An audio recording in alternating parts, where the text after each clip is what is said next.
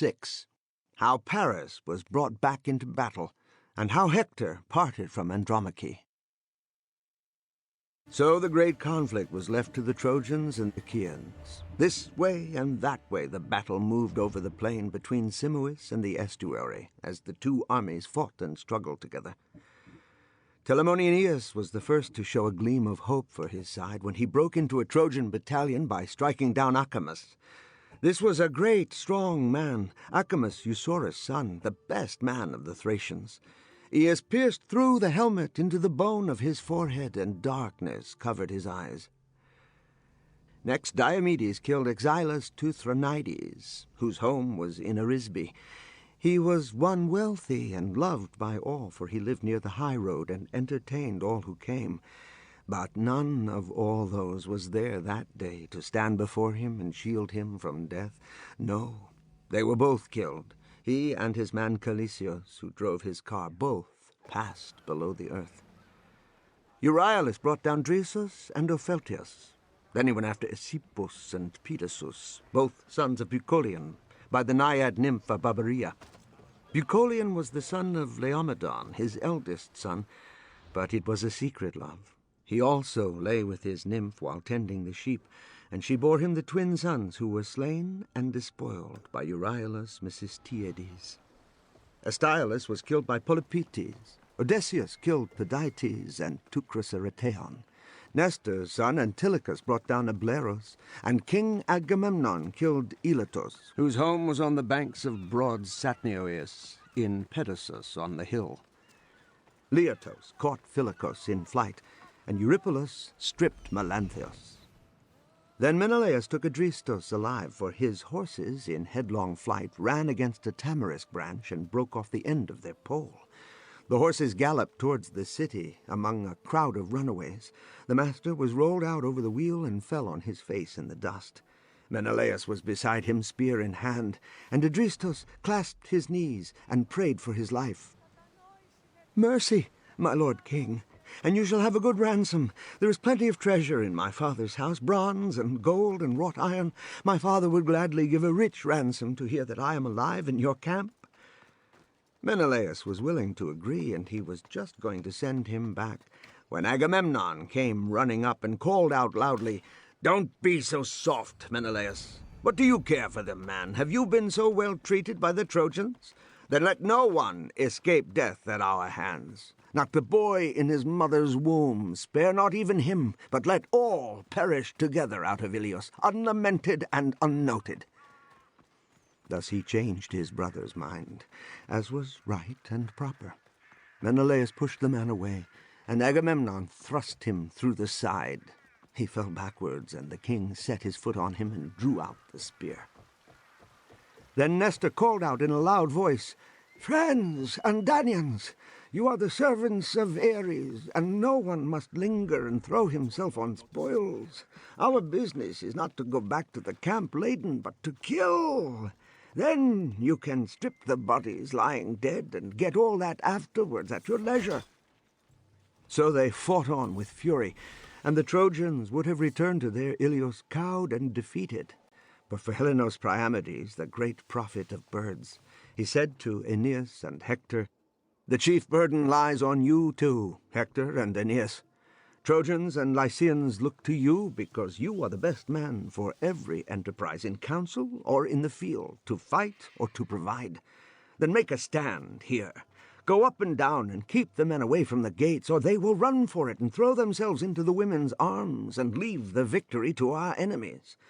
Once you have got the ranks in order, we will stand our ground and fight, weary as we are, for we cannot help it.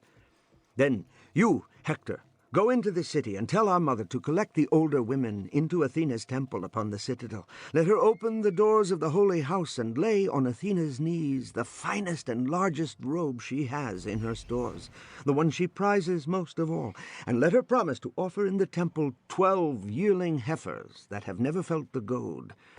Only let the goddess pity our town and the wives and little children of Troy. Let her hold back Tydeus' son from sacred Ilios, that wild warrior, that strong contriver of defeat, whom I declare to be the mightiest champion of the enemy. Not even Achilles was so terrible, although he is the son of a goddess, as they say. This man is all madness, and no one can match him." Hector leapt out of the car at his brother's call. Shaking his spears, he went up and down, cheering and encouraging his men and rallying them to the fight. They turned at last and faced their adversaries. Then the Achaeans gave way and ceased their killing. Some god must have come down from heaven, they thought, to help the Trojans when they saw them rally. And Hector cried in a loud voice, "Brave men of Troy, noble allies and friends, be men and hold your own stoutly, while I make my way into the city and tell our elders and counselors and our wives to offer prayers to the powers above and vow a solemn sacrifice." With these words he left them, and as he marched, the black shield slung behind him struck its rim upon his ankles and his neck. Into the space between the armies came out Glaucus, the son of Hippolochus, and Diomedes, Tydeus' son, hot for a fight. But as soon as they were close enough, Diomedes spoke first. "Who are you, noble sir?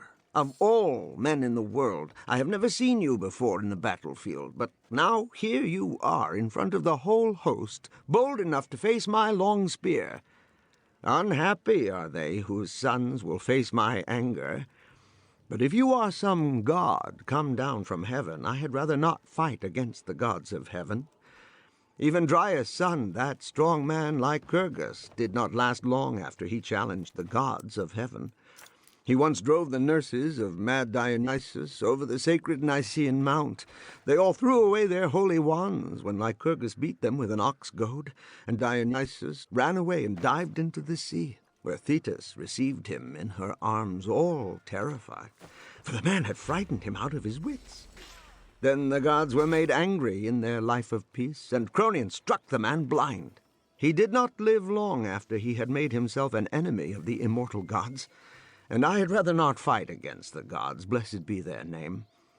But if you are a mortal, and one of those who eat the fruits of the field, come here, and you shall soon be caught in the bonds of destruction." Glaucus answered, undismayed, "Proud son of Tydeus, why do you ask my name and generation? The generations of men are like the leaves of the forest.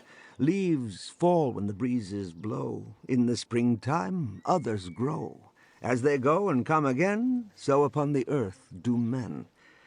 But if it is your pleasure to learn such a thing as that, and to know the generations of our house, which indeed many men know, there is a city, Ephyra, in a nook of Argos, the land of horses, and there lived Sisyphus, the cleverest man ever born, Sisyphus Eulides.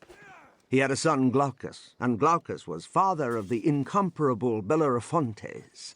The gifts of the gods to him were handsome looks and noble manhood.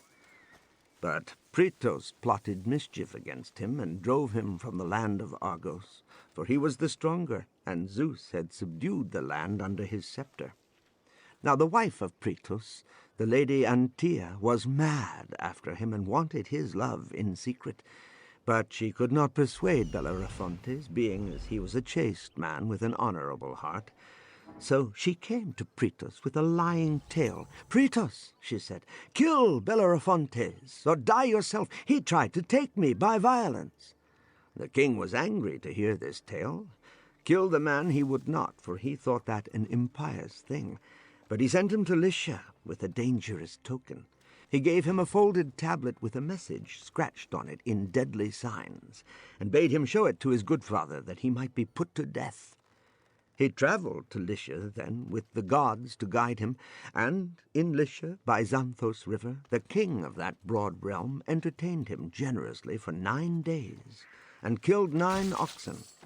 Not until the 10th day dawned did he question him, and ask to see any token that he brought from Pretos. When he received the fatal token, first he asked Bellerophontes to kill the ravening Chimera. This creature came of divine stock, with nothing of man. Lion in front, serpent behind, she-goat in the middle, and her breath was blazing fire. Bellerophontes slew her, encouraged by signs and omens from heaven. In the second place, he fought against the redoubtable Solomons. That was the hardest fight he ever fought against men, so he said. Thirdly, he destroyed those manlike women, the Amazons. But when he was on his way back, the king wove another cunning plot. He chose the best fellows out of all the country and set them in ambush. But not one of them ever returned home, for Bellerophontes killed them all. So the king saw at last that he was a true son of the Godhead. Accordingly, he kept him there and gave him his own daughter and half of all his royal honor. The Lycian people allotted him the finest estate in the land, orchards and farms for his use. His wife bore him 3 children, Isandros and Hippolocus and Laodamia. Zeus lay with Laodamia, and she bore him a son, Sarpedon, the warrior prince. But when at the end Bellerophontes gave offense to the gods, he became a lonely wanderer on the Ilian plain, eating out his heart and shunning the paths of men. His son Isandros was killed by Ares when fighting against the Solomons. His daughter was killed by Artemis in anger. Hippolocus was my father, and I am his son. He sent me to Troy and commanded me strictly always to be first and foremost in the field, and not to disgrace my fathers, who were first and best, both in Ephyra and in broad Lycia. There you have my lineage, and the blood, which is my boast. Diomedes was delighted with this speech. He planted his spear in the ground and said in a friendly tone, "I declare you are my family friend from a long way back.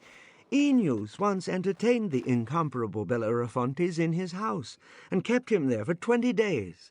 When they parted, they exchanged gifts of friendship. Aeneas gave a girdle bright with crimson, Bellerophontes a double cup of gold. It was there, in my house, when I came away. But Tydeus I do not remember, for I was only a little tot when he left me, at the time when the Achaean army perished before Thebes. So, I am your friend and host in Argos, and you are mine when I go to Lycia. Let us avoid each other if we happen to meet. There are plenty of Trojans and Trojan allies for me to kill, if God grants me to catch them, and plenty of Achaeans for you to spoil, if you can. Let us exchange armor and show the world that we are family friends." They both dismounted and clasped hands and swore friendship. Then Zeus Cronades sent Glaucus clean out of his wits, for he gave his armor in exchange to Diomedes Tydeades, golden for brazen, the price of 100 oxen for 9. When Hector got to the oak tree at the Scaean gates, the women ran crowding round, asking news of husbands and brothers, sons and friends. He exhorted them each and all to make their prayer to heaven, but sorrows hung over many. Then Hector went to Priam's noble palace, with its portals and galleries of polished stone. There were 50 chambers built of stone, standing side by side, where the sons of Priam slept beside their wives. His daughters and their husbands had 12 roofed chambers of stone, standing in a row on the opposite side of the courtyard. Here his gracious mother met him, leading Odyssey, the most beautiful of her daughters. She clasped his hand and said, "Why have you left the battle, my boy? They must be pressing you hard, those accursed invaders, and you thought you might lift up your hands in prayer to Zeus from our citadel. Just wait a bit, and let me bring you some wine. Pour a libation to Father Zeus and all gods, and then it will do you good to have a drink yourself. You're tired out with defending your friends, poor dear. When a man is tired out, a drop of wine will make him stout." Hector answered, "No wine for me, my dear mother. You will cripple me and make me forget that I must fight. And I dare not pour a libation to Zeus with unwashen hands. It is quite impossible to offer prayers to Cronian thundercloud, bespattered like this in blood and mud. You must approach Athena yourself. Gather all the older women and go to her temple with your burnt offering.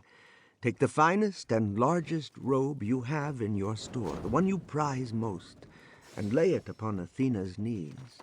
Promise to sacrifice 12 yearling heifers that have never felt the goad, if only she will have compassion upon the wives and children of Troy.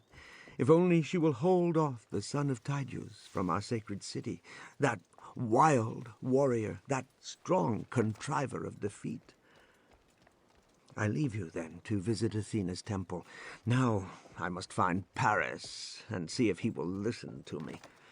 If only the earth would swallow him up. A great trouble the Olympian bred in him for Troy and for proud Priam and the sons of Priam. If I could once see that man go down into Hades, I would say that my heart had forgotten how to grieve. The queen called to her servants and sent them through the city, summoning the older women. She herself went down into her vaulted storeroom, where she kept robes embroidered by the women of Sidon, which Alexandros had brought from Sidon when he went on that voyage across the sea, and came back with royal Helen as his bride. She chose one of these for Athena, a great spread of the finest needlework, shining like a star, which lay under the rest. Bearing this, she led the great company of women to Athena's temple upon the citadel. The gates were opened by the priestess, Cisseus' daughter, and Antenor's wife, the handsome Theano. All cried aloud the women's Alleluia, lifting up their hands. Theano took the robe and laid it on the knees of the goddess, and then she offered her prayer and vow. Queen Athena, goddess divine, savior of our city, do thou break the spear of Diomedes and strike him to the ground before the Scaean gates. Then we will sacrifice to thee in this temple 12 yearling heifers that never felt the goad, if only thou wilt have compassion upon our town and the wives and little children of Troy. So the priestess prayed, but Athena refused her prayer. Meanwhile, Hector had made his way to the mansion of Alexandros, a fine place built by the best workmen in the land, hall and women's room and courtyard. It stood on the citadel next door to Priam and Hector. He entered, holding his great spear, 11 cubits long, with a bright blade of bronze made fast with a golden ferrule. He found Alexandros in his wife's room, handling his shield and corselet and fingering his bow.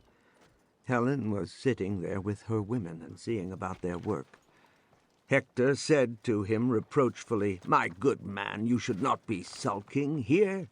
Men are falling in the fight outside our walls. War and battle are blazing round the city for your sake. You would be the first to attack anyone else you might see shirking his part. Up, man, or soon fire will warm up the place." Paris answered, "You are right to reproach me, Hector, quite right indeed. But let me tell you this, I give you my word that I was not sulking. It is not bad temper keeps me here, but simply a bitter heart. Just now my wife has been trying to persuade me with gentle words and driving me back to the battle.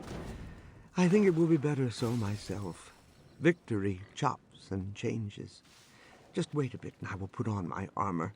Or go on, and I will follow. I think I shall catch you up."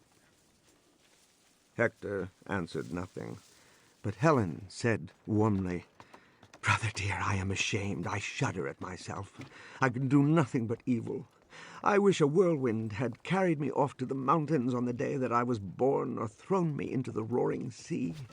I wish the waves had swept me away before all this was done.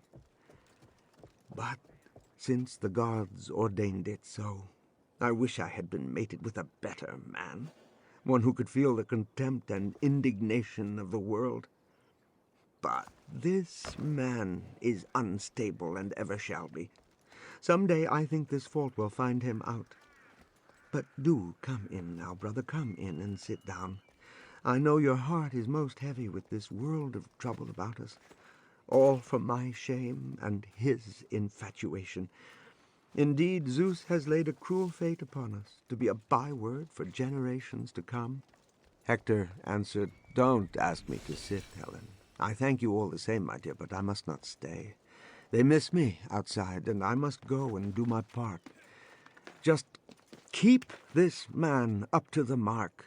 Let him make haste himself and catch me up before I go out of the gates, for I am going home first for one look at my wife and my little boy. I don't know if I shall ever see them again. It may be God's will to lay me low by the enemy's hand." So he took his leave and went on to his own house. But he did not find Andromache there, for she was already upon the battlements with her boy and a servant, weeping in her sorrow. Hector, when he found she was not within, stood at the door and said to the maids, "Be so good as to tell me where your mistress has gone. To one of my sisters, or to my good sisters, or to Athena's temple, where the women are making supplication?" The housekeeper said, "No, sir, not to any of the family, nor to Athena's, where the women are all gone to offer their supplication. To tell the truth, she has gone up on the walls, because she heard that our people were in danger and the enemy were getting the best of it. She has just gone off in a great hurry like one distracted, and the nurse carrying the boy." So Hector went back by the same way along the streets till he reached the Scaean gates, by which he meant to go out into the plain, and there his precious wife came running to meet him. Andromache was the daughter of Eetion, the Cilician king, and her home was in Thebe, below the forest of Plakos. She came to meet him, and the nurse followed, with the boy in her bosom, quite a little child, cheerful and merry, their little Hector, the tiny champion of Troy, like a shining star whom they dearly loved. Hector called him Scamandrios, but to others he was Astyanax, his gracious majesty, for Hector was the sole saving help of the city.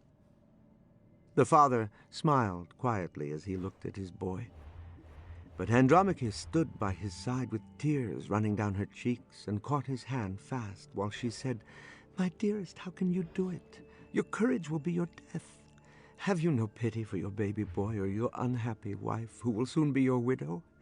Soon they will all rush upon you and kill you. And if I lose you, it will be better for me to go down into my grave. There will be no more comfort for me if you are taken, but only sorrow. I have no father and no mother now. My father was slain by Achilles. He laid waste my home, Thebe, with its lofty towers. He killed Eetion, though he did not despoil him, for he thought that a wicked thing. He burnt him with his armor and raised a barrow upon him, and the divine Oreads of the mountains planted elm trees round about. My 7 brothers all went down to Hades in one day, for that terrible Achilles killed them all amid their cattle and sheep. My mother, who was queen in that place, he brought away a prisoner with the other spoil. He set her free for a heavy ransom, but Artemis Archeress shot her in her father's house. So you are my father and my mother, Hector. You are my brother. You are my loving husband. Then pity me and stay here behind the walls. Do not make your boy an orphan and your wife a widow, but post your men by the fig tree, where the wall may be scaled most easily, where the wall is open to assault. 3 attacks there have been already in great strength. Aeus and the other Aeus, then Idomeneus, then the 2 kings with Diomedes. Whether it be some diviner gave them a hint, or it may have been their own thought." Hector answered, "I have not forgotten all that, my wife. But I could not show my face before the men or the women of Troy if I skulk like a coward out of the way. And I will not do it, for I have learned how to bear myself bravely in the front of the battle and to win credit for my father and myself. One thing I know indeed in my heart and soul. A day shall come when sacred Troy shall perish, and Priam and the people of Priam. But my sorrow is not so much for what will happen to the people, or Queen Hecabe herself, or King Priam, or my brothers, when all those good men and true shall fall in the dust before their enemies. As for you, when some armed man shall drive you away weeping, and take from you the day of freedom, to think that you should live in a foreign land and ply the loom at the orders of another woman, that you should carry water from strange fountains, crushed under stern necessity, a hateful task. That someone should see you shedding tears and say, 'There is Hector's wife, and he was the first and best of the brave Trojans when there was that war about Troy. And he will make your pain ever fresh, while there is no such man to save you from the day of slavery.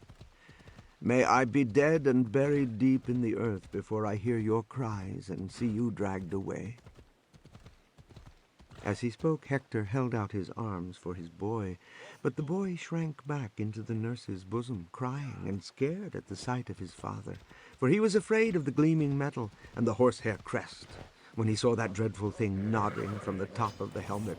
Father and mother laughed aloud, and Hector took off the helmet and set it down on the ground, shining and flashing. Then he kissed his son and dandled him in his hands, and prayed aloud to heaven. O Zeus and all ye heavenly gods, grant that this my son may be as notable among our people as I am, and let him be as strong, and let him rule Ilios in his strength. When he goes to war, let them say, this man is much better than his father. May he kill his enemy and bring home the blood-stained spoils, and give joy to his mother's heart. Then he gave his boy back into the mother's arms, and she pressed him to her sweet-scented breast, laughing through the tears. Her husband was moved with pity as he saw this.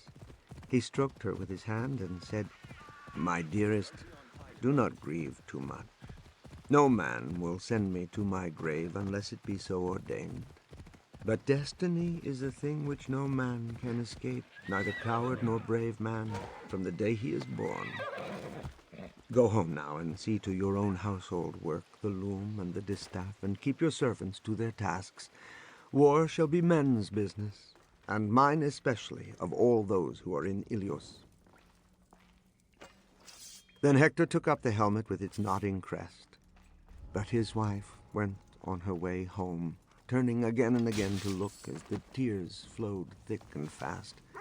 And when she got to her house, all the women fell weeping too. They mourned for Hector in his own house while he still lived, for they never thought he would escape his enemies and return from the battle again. Paris made no delay either. As soon as his armor was on, he hurried through the city at the top of his speed. He was like a stallion after a good feed at the manger, who breaks his halter and runs whinnying over the plain to his usual bath in the river. He bears himself proudly, arches his neck, the mane shakes over his shoulders. He knows his own fine looks as he gallops along to the place where the mares graze. Such was Paris Priamides as he marched down from Pergamon in armor shining like the sun, chuckling with glee as his quick feet ran. He caught up his brother just as he was leaving the place where the two loving hearts had spoken. Paris at once said, Well, your worship, you see what a drag I am on you when you are in a hurry. I'm late, and I did not come along fair and square as you told me. Hector said, My good fellow, no fair-minded man could despise your work in battle, for you fight well. But you do not really want to fight, and you are glad to hang back. What I regret is that I hear people speak ill of you, when all their hardships are borne for your sake.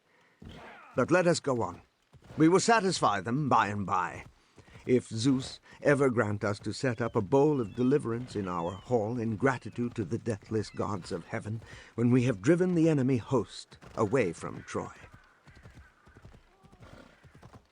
Book 7. How Aeneas and Hector fought in single combat, and how the Trojans sent a herald to propose peace.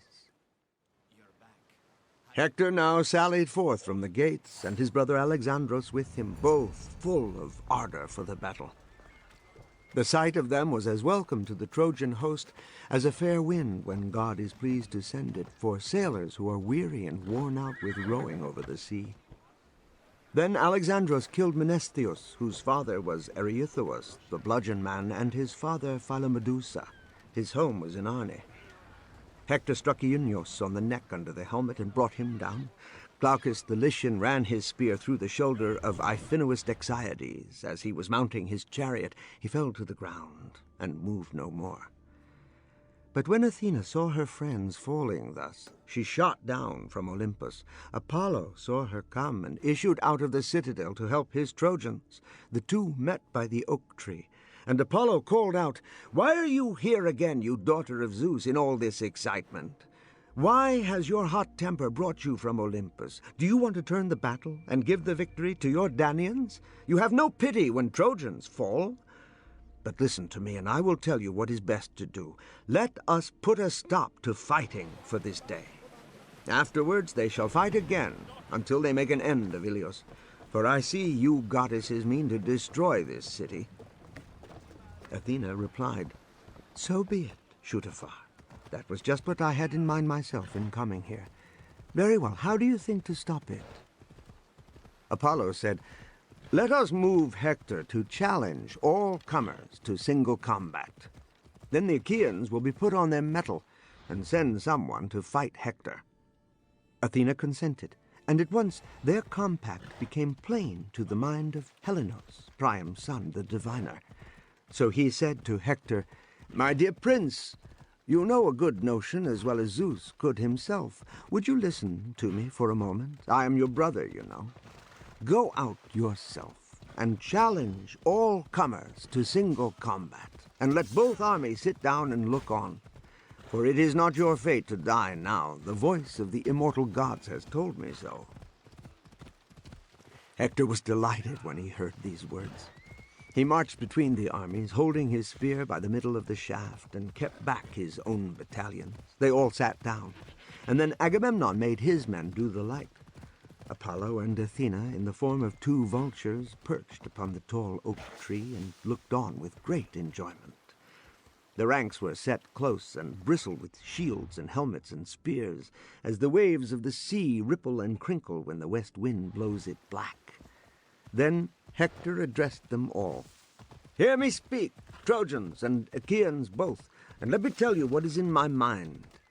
Cronides, throned on high, would not let us keep our sworn treaty, but he ordains a hard struggle for us all until either you shall take the castle of Troy, or you shall be vanquished yourselves beside your own ships.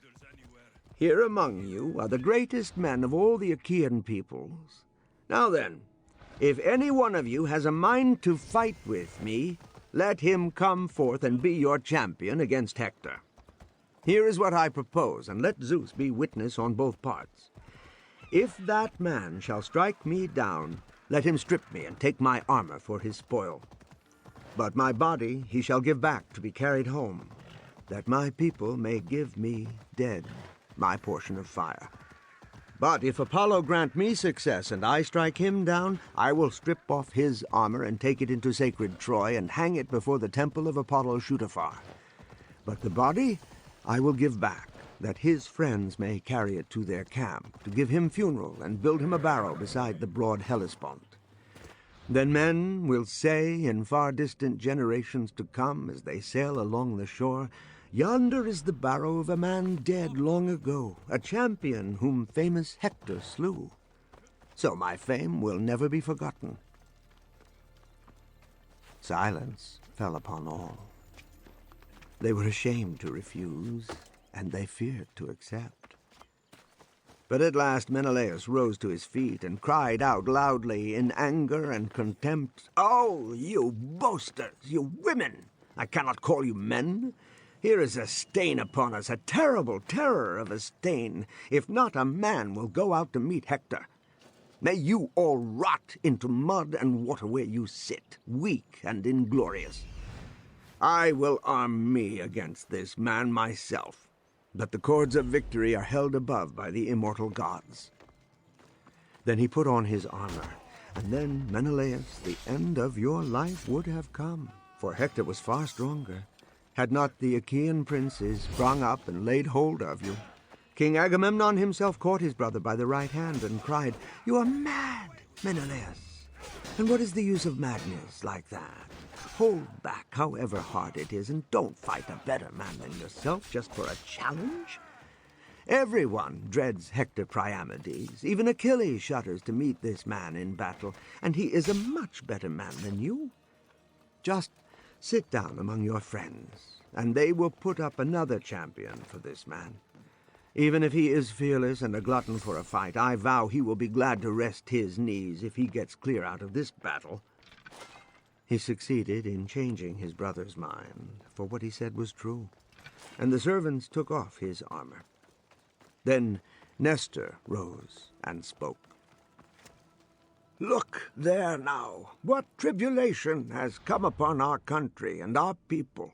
It would make Peleus groan aloud, poor old man. Ah, what a wise man he was! What a good king! I remember well how he enjoyed asking me all about the great men of our people, who were their fathers and who were their sons. If he could hear about them now, all trembling before Hector, how he would lift up his hands to heaven and pray that his soul might leave his body and go down to Hades. "O Father Zeus, Athena, Apollo, if I were young and strong now, as I was, when Pelians and Arcadians gathered and fought beside the swift river of Celadon before the walls of Phaea, about the stream of Iardanos, on the other side stood their champion, Ereuthalion. A grand fellow he was, and he wore the armor of King Areithous, the glorious Areithous, a name of note among men and women. They called him the Bludgeon Man, because he fought not with bow or spear, but with an iron bludgeon, which broke up the battalions. Lycurgus killed him.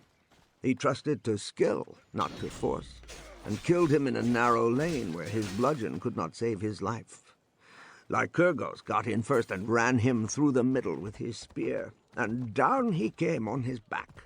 The victor took his arms, which were the gift of Ares. After that, Lycurgus wore them himself in battle. But when he grew old, he gave them to Ereuthalion, his faithful squire, and Ereuthalion, wearing these, challenged all the best. They were all trembling and affrighted, not a man would dare. But my daring mind, in its boldness, set me on to fight him, although I was youngest of them all, and fight him I did, and Athena gave me the victory. That was the biggest and strongest man I ever killed. He covered a great space, sprawling all abroad. If I were only young now, as I was then, if my old strength were still in me, then Hector would soon have a fight. But as for you, the best of all the Achaeans, not one of you is ready to face Hector cheerfully." At the taunting words, 9 men rose up. First my lord King Agamemnon strode forward. Diomedes followed, then big Aeus and little Aeus. After them, Idomeneus and his comrade Meriones, Eurypylus, Euaemon's son, Thoas, Andraemon's son, Prince Odysseus himself. All these were ready to fight Hector. To these, Nestor said, "Cast lots now, all of you, and that shall be the choice. That man will be a blessing to the Achaeans, and he shall have a blessing upon his own spirit if he comes out safe from the dangerous contest." Then each man put a mark on his lot, and all the lots were thrown into King Agamemnon's helmet. And all the host lifted up their hands to heaven and prayed, "O Father Zeus, let Aeus win the lot, or Diomedes, or the great king of Mycenae himself." Gerenian Nestor shook the helmet, and out jumped the lot which they had prayed for, the lot of Aeus. A herald carried it round from left to right and displayed it to the champions. Each took a look at it and shook his head. Last of all it came to Aeus, who held out his hand. And when the lot was dropped in his hand, he knew the mark he had scratched upon it. Great was his joy. He threw the lot down by his foot and called out loudly, "My friends, this is my lot. I am glad indeed, for I think I shall conquer Prince Hector.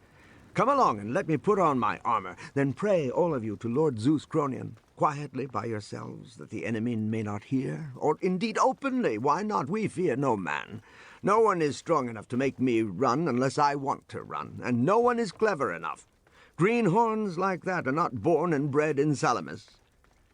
So they all made their prayer to Zeus Cronion.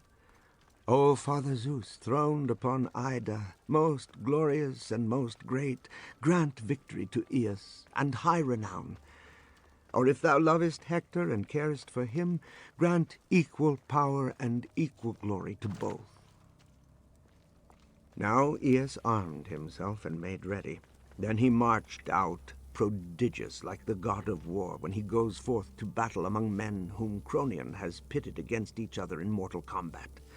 So terrible was that prodigious man, the safeguard of the nation, as he marched with long strides and a smile on his grim face, shaking his long spear. This was a joyful sight for his countrymen, but the Trojans felt their limbs tremble, and Hector's own heart beat fast, but he could not now retreat or disappear among the crowd, since he was the challenger.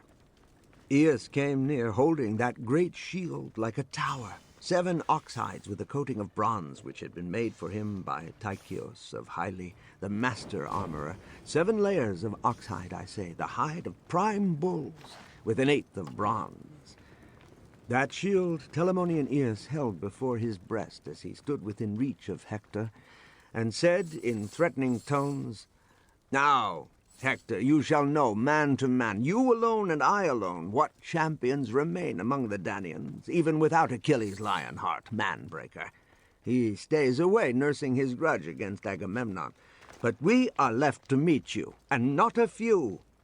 You begin, sir, and strike first." Hector answered, "Telamonian Aeneas, my very good lord, do not tease me as if I were a feeble boy or a woman who knows nothing of the works of war. I tell you that I know well how to fight and how to kill. Round to the right of me, round to the left of me, I know well to handle the buckler, trusty shield of seasoned hide. I know how to charge my chariot into the melee of galloping mares. I know well to tread the war dance when it comes to a stand-up fight. But I don't care to use a sly, furtive shot at a man such as you are. Let the world see if I can hit you." With these words he poised the spear and cast. It struck the great shield full upon the outer bronze, the 8th coat. Through 6 coats the point ran, but held at the 7th. Then Aeneas cast his own long spear and struck Hector's round buckler. Right through it went, and through corselet also. The blade cut the tunic on Hector's side, but he swerved and saved his life. Then both pulled out their spears and leapt at each other like a couple of lions or wild boars. Hector struck the middle of the great shield, but he did not pierce the metal, and the point was bent. Then Aeneas, with a leap, pierced the round buckler. The blade went through and cut the neck so that the red blood bubbled up, and Hector staggered back. But Hector was not finished yet. He moved back a pace or two and picked up a stone lying on the ground, black, big, and ragged. This he threw and struck the great shield on the boss till the metal rang again. Aeneas followed up with a still larger stone, swung it round his head, and cast it with all his might. This great millstone smashed the round buckler inwards and brought the man down. He fell on his back, huddled under the buckler, but Apollo set him on his feet again. And now they would have been hard at it, cut and thrust with swords. But suddenly the 2 heralds came forward, Talthybius from the Trojan side, Idaeus from the Argives, who knew well their duty as spokesmen in the name of men and gods. They held their staves between the fighters, and Idaeus spoke in solemn words, "Enough, dear sons, fight no more. For Zeus Cloud-gatherer loves you both, and you are warriors both. That indeed we all know. Night is now upon us. It is good to give way to Madam Night." Telamonian Aeneas answered and said, "Then bid Hector give the word. It was he who challenged all comers. Let him speak first. I am ready to do whatever he may say." Hector said, "Aeneas, indeed, God has given you stature and strength and skill, and you are the greatest spearman of your nation. Then, for this time, let us break off, for this one day. Later we will fight again until fate shall decide between us and give the victory to one or the other. Now, night is upon us, and it is good to give way to Madam Night. Then you shall comfort all your people, especially your friends and comrades, and I will return to my city to comfort the men and women of Troy, who will enter the congregation of the gods with thanksgiving for my sake. But let us each bestow a gift upon the other, that all the world may say, these 2 fought indeed in bitter combat for a match, but they parted again in friendship." Then Hector brought forward and gave his sword with silver knobs, and with it the sheath and well-cut shoulder-strap. Aeneas offered his girdle, brilliant with crimson dye. Thus they parted, and went each to his own friends. Glad indeed the Trojans were to see their man returning whole in life and limb, safe from the invincible hands of fiery Aeneas. Glad were the Achaeans on their part when they led back Aeneas to Agamemnon in the pride of victory. King Agamemnon made a feast in his quarters. He killed a bull of 5 years at the altar of Zeus Cronion. They flayed him and cut him up, carved the meat deftly and put it on the spits, grilled all with care and laid it out on the board. Then there was a fine feast, enough for all. But Aias had the honors of the chine piece which King Agamemnon gave him with his own hands. When the guests had eaten and drunken well, then came Nestor's turn. Nestor, the grand old man whose counsel was always the best. He rose first and spoke with words of good advice. "Your Majesty, and you, my good lords and gallant gentlemen, many of our people lie dead upon the field. Ares has poured out their blood on the banks of Scamandros. Their souls have gone down into the house of death. Tomorrow, then, let us make no battle. Let us assemble with the oxen and mules and bring in our dead. Then we will burn their bodies a little beyond where the ships lie, that we may take home the bones for their sons when we return to our native land. Let us gather them in from the battlefield and raise one great barrow for all without distinction. And joined to the barrow, let us make walls and towers to protect our ships and our camps. We will build proper gateways by which horses and chariots can pass, and outside we will dig a moat near the walls to keep off horses and men on the other side, in case the Trojans press us too hard." This was approved by all. The Trojans also held an assembly, alarming and riotous on the citadel before Priam's doors. Antenor spoke first. "My countrymen, and our good allies and helpers, I have something to propose to you. Come with me, and let us hand over Argive Helen and her wealth to the princes of Argos. We have broken our oath by this late fighting, and that can bring us no good." Then Prince Alexandros rose, Helen's husband, and said plainly, "Antenor, I don't like what you say there. You can find a better proposal than that. If you really mean what you say, the gods have surely taken away your wits. Now I will speak to the brave men of Troy. I tell you straight, I will not give up my wife. But all the wealth which I brought with her from Argos I will give gladly, and add more of my own." When he ended, Priam Dardanides himself arose and gave them prudent advice. "My countrymen and our good allies, let me speak and tell you what I think. Take your meal as usual, set guards, and let all keep watch. Then in the morning let Idaeus go on parley to the princes of Argos, Agamemnon and Menelaus. Let him tell them the proposal of Alexandros, for whom all this quarrel came about, and let him add another, if they approve, that we keep truce until we shall bury our dead. After that we will fight again until fate shall decide between us and give victory to one or the other side." They did accordingly, and next morning Idaeus went to the enemy camp. The herald found the Danaans in assembly beside Agamemnon's vessel, and there, standing in their midst, he gave his message in a loud voice.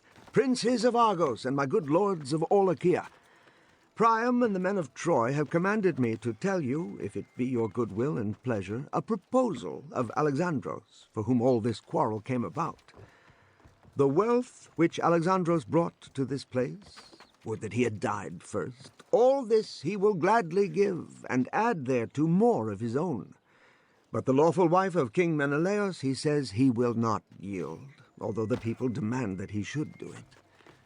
They told me also to propose to you, if it please you, that we should keep truce until we can burn our dead. After that we will fight again until fate shall decide between us and give the victory to one or the other side."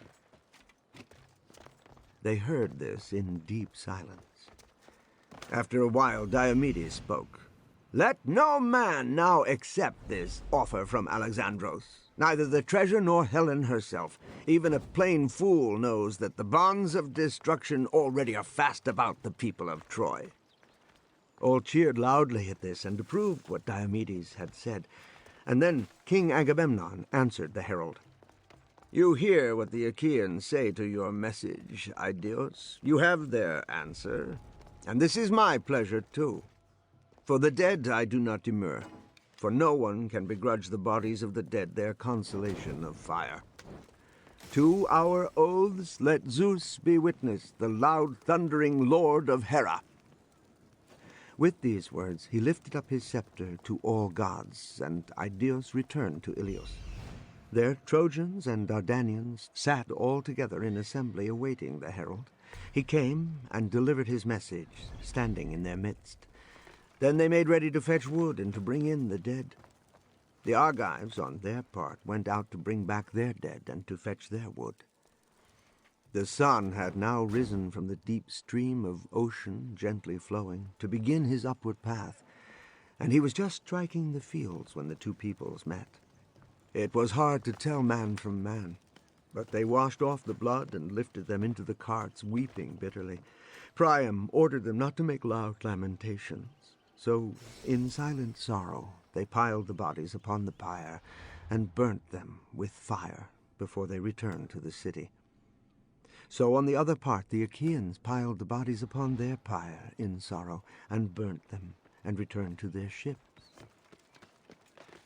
Next day, before it was quite dawn, while the night was between light and dark, men chosen from the Achaean army gathered about the pyre, where the bodies lay as they had been brought from the plain, and they made one barrow for all in common. Then joined to the barrow they built walls and ramparts to protect the ships and the camp, with proper gateways large enough for horses to pass. Outside they dug a deep, wide moat and fixed stakes along the edge. While the Achaeans were busy on this work, the gods were watching the great enterprise in the presence of Zeus Flashlightning, and Poseidon Earthshaker addressed the company. "Father Zeus, is there any mortal man left upon the earth who will tell the immortals what he means to do? Do you see now again how the Achaeans have built a wall round their ships and run a great moat about it without any sacrifice to the gods? The fame of this will spread wherever the morning shines, and they will forget that wall which I and Phoebus Apollo built with such hard labor for Laomedon." Zeus Cloud-Gatherer was angry at this, and said, "Good gracious, Earthshaker, what a thing to say! Another god might have been startled at this notion, but not a strong and mighty god like you. Your fame spreads as far as the morning shines. Well, look here, when the Achaeans go back to their native land, you can break down their wall and smother it in the sea and cover the beach with sand, and there will be an end of the great wall of the Achaeans." So the sun set, and the work was done, and they all slaughtered oxen and took their meal in the camp. And a fleet of ships came in from Lemnos with plenty of wine, sent by Euneus Eosonides, Hypsipyle's son. He sent a special cargo of wine for the princes, 1,000 gallons. From this fleet the Achaeans got their wine, and paid in bronze or iron, or some in hides, or oxen on the hoof, or slaves. They made a grand feast and enjoyed themselves all night long, and so did the Trojans in their own city. And all night long Zeus All-Wise thundered awfully and meditated trouble for them. They were green with fear, and they spilt their wine upon the ground, and no man would drink until he made his libation to Zeus Cronion. Then they lay down and took the boon of sleep. Book 8. The battle wavers to and fro. Dawn was spreading her saffron robe over the world when Thunderbolt Zeus called an assembly of the gods on high Olympus. He addressed them in these words. "Listen to me, gods and goddesses all, and let me tell you what is in my mind. Not one of you, either male or female, shall try to chop and change my words. You must assent one and all, that I may lose no time in bringing my will to pass. If I see any god going to help either Trojans or Danaans on his own account, he shall get a thunderstroke and go home very uncomfortable. Or I'll catch him and throw him down into Tartarus, a black hole that, a long way down, a bottomless pit under the earth, iron gates and brazen threshold, as far below Hades as heaven is above the earth. He shall discover how much stronger I am than all the rest of you. Come on now, have a try, my good gods, the whole lot of you, and I'll show you. Hang a gold chain from heaven, gods all and goddesses all, a long pull and a strong pull and a pull all together. You will not pull down most high Zeus to the ground. Pull as hard as you like. But if I give one real good pull, up you will come with the earth and the sea besides. Then I will tie the chain round a peak of Olympus, and there in the air you will dangle. Gods or men, I am stronger than them all." They heard him in deep silence, struck dumb by his loud voice and threatening words. But at last Athena found courage to speak, and she said, "Cronides, our father, king of kings and lord of lords, we know well that your strength is unassailable. But still we do pity the brave Danaans when they perish and find such a cruel fate. Certainly we will take no part in the battle. We will obey your commands. But we will offer them useful advice, at least, that they may not all be destroyed by your anger." Zeus Cloud-gatherer smiled at his daughter and said, "Cheer up, my dear child, my Tritogeneia. I didn't mean it, really. I always have a soft heart for you." Then he had the horses harnessed to his chariot, that swift brazen-foot pair with flowing manes of gold. He clad himself in gold and took his golden whip and mounted the car.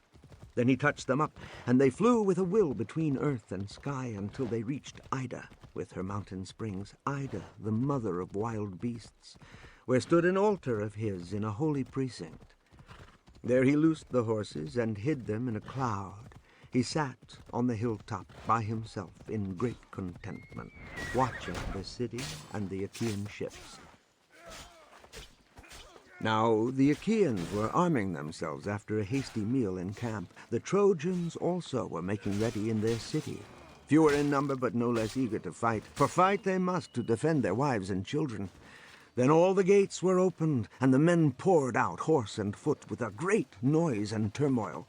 When at last the two armies met, shield clashed with shield, spear against spear, bossy buckler beat on buckler, and there was noise and turmoil indeed. Groans and cries of triumph resounded as men slew and men were slain, and the earth ran with blood. While it was morning, the day was growing, the blows came thick, and the people fell.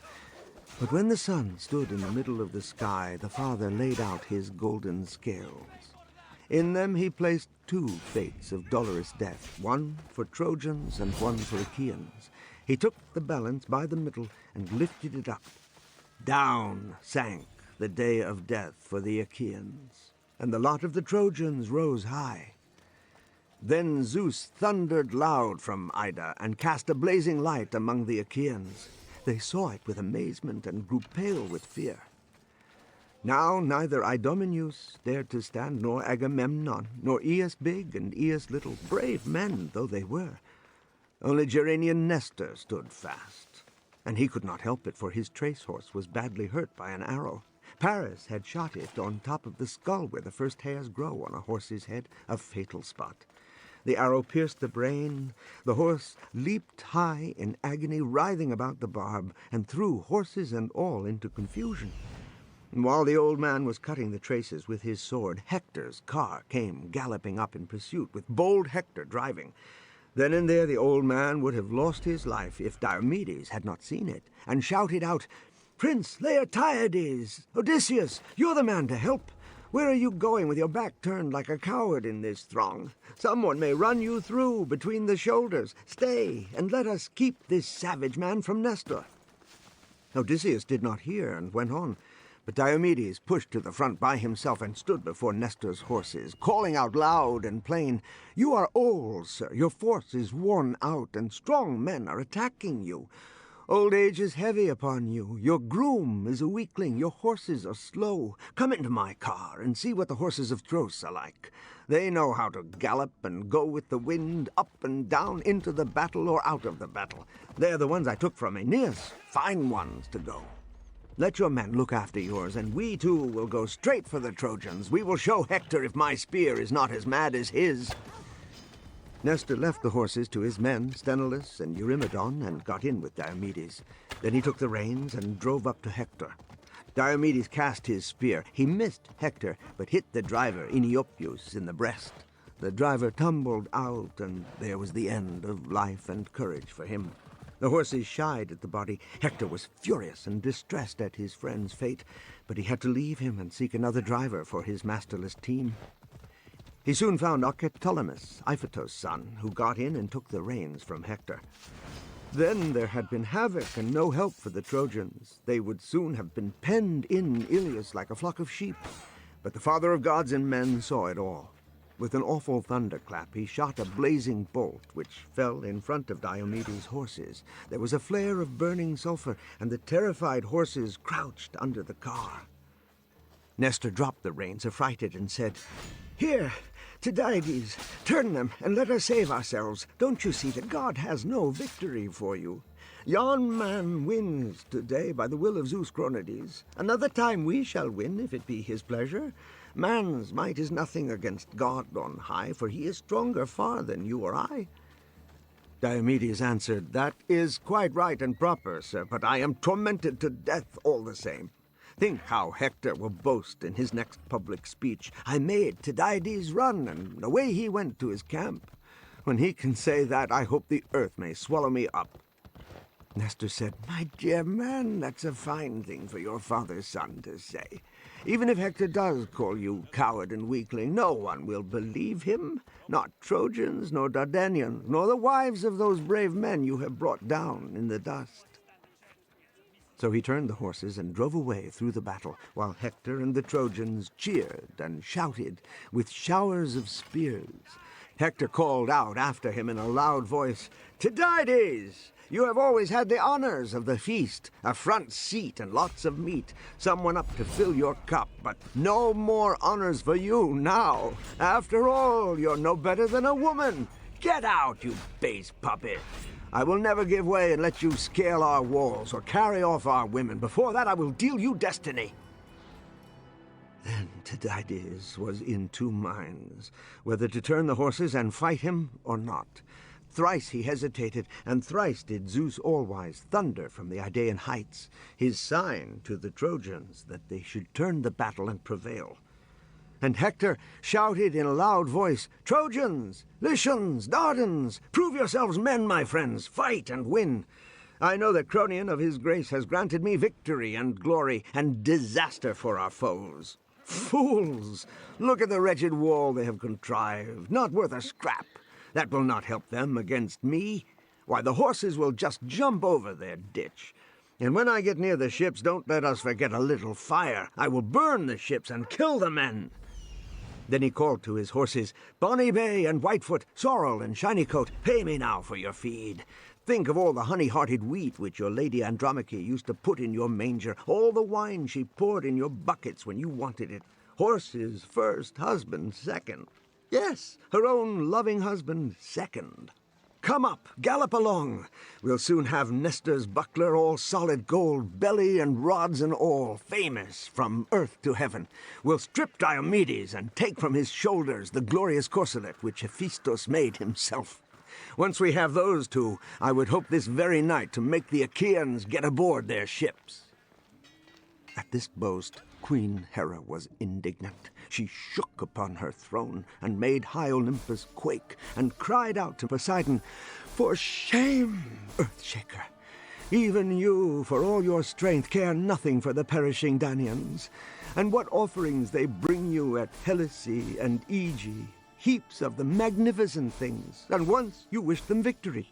If only we who help the Danaans could make up our minds to push back the Trojans and to keep Zeus away, he might sit by himself and sulk on his mountain." My lord Earthshaker said in high dudgeon, "You rattle-chatterbox, don't talk nonsense. I could never make up my mind that we should fight Zeus Cronion, because he is far stronger than us all." Meanwhile, all the space between the ships and the moat round the wall had been filled with a crowd of men and horses. Hector had driven them in. Now Zeus had made him master of the field, and he would have burnt the ships then and there but for Queen Hera. She put a thought into Agamemnon's mind, that he must bestir himself and encourage his men. So he passed along the camp and the ships, carrying a great purple robe. until he reached the towering hull of Odysseus' vessel, which was in the middle. There he could be heard on both sides, and he shouted, loud and strong, "Shame on you, Argives! A fine-looking lot of men, but a disgrace to your looks. Where are your boasts now, those empty boasts, in Lemnos when we said we were such grand fellows? You could eat your plates of beef and drink your tubs of wine and boast away that one of you would stand up to 100 Trojans or 200. And now we are altogether not worth one. Hector, who will soon burn our ships in one great blaze. O Father Zeus, was there ever another proud king whom thou didst blind with madness like to mine, to take his glory from him? I declare and avow that I did not pass one altar of thine on this accursed voyage, but I burnt fat and rump slices on every one in my passion to sack the castle of Troy. But now, O Zeus, grant me this one boon. Let us escape with our lives, and spare the Achaeans such a defeat at the hands of Trojans." The tears ran down his cheeks as he prayed. Our father was sorry for him and vouchsafed to spare the people's lives. At once he sent the most trusty omen of all the birds that fly, an eagle, holding a young fawn in his talons. The eagle dropped the fawn beside the altar of Zeus, where sacrifice used to be made to Zeus of all the voices. When the men saw that Zeus had sent this bird, they took heart and leapt on the Trojans with fresh vigor. Then, out of all that great army, not one could boast that he was in front of Diomedes, as they fought to drive the enemy out of their moat. He was the first to kill an enemy, Achilles, Phradmon's son, who had turned his horses in retreat. But Diomedes ran him through the back from behind, and he rolled out of his car in his rattling armor. Next to him came the princes Agamemnon and Menelaus, then Aeneas the Great and Aeneas the Little, full of warlike fury. Then Idomeneus with his comrade Meriones, a very god of battle. Then Eurypylus Euaemonides, and Teucros the ninth, who stretched his bow and crouched under the great shield of Aeneas Telamoniades. Aeneas would let him out from under the shield. Teucros would spy his man and shoot, and if the shot hit him, down he would come, and Teucros dived back to Aeneas like a boy hiding behind his mother. Aeneas kept him covered with the great shield. And who was the first man Teucros hit? Or Silichos first, and then Ormenos and Ophelestes, Ditor and Chromios and Lycophontes, Amopaon, Polyemon's son, and Melanippus. My lord King Agamemnon was highly delighted to see whole battalions falling before the bow of Teucros, and he came and told him so. "Teucros, darling of my heart, you prince among men, shoot away like that, and you will be the hope of the Danaans, the hope of your father Telamon. He brought you up in his own house, although you were a little love child, and now you can make him famous 1,000 miles away. I'll tell you what I will do. If Zeus Almighty and Athena grant me to sack the city of Troy, you shall have the first gift of honor after myself. A tripod or a pair of horses with chariot complete, or a woman to put in your bed." Teucros answered, "Your gracious majesty, I am as keen as you are, so why prick me on? I do my best all the time. Ever since we turned them back, I have been watching to pick the men off. 8 shots I have made already, and all have stuck in the flesh of some lusty lad. But this mad mongrel I cannot hit."